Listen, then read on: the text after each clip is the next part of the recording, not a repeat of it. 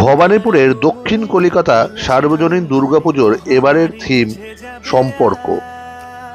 কোকিল কাকের বাসায় এসে ডিম পাড়ে এবং কাক সেই কোকিলের ডিম ফুটিয়ে তার বাচ্চাকে বড় করে, কিন্তু কাক আর কোকিলের মধ্যে কোনো আত্মিক বা ভালোবাসার সম্পর্ক নেই। এখানকার পুজো মণ্ডপ প্রচুর পাখির বাসা দিয়ে সাজানো হয়েছে। এখানকার পুজোর মূল উদ্দেশ্য হলো মানুষে মানুষের সম্পর্ক যাতে ভালো হয় এবং ভালোবাসার সম্পর্ক হয়। নান্দনিক মায়ের প্রতিমার মধ্যে মায়ের আদি রূপ মায়ের প্রচণ্ডা রূপই বর্তমান।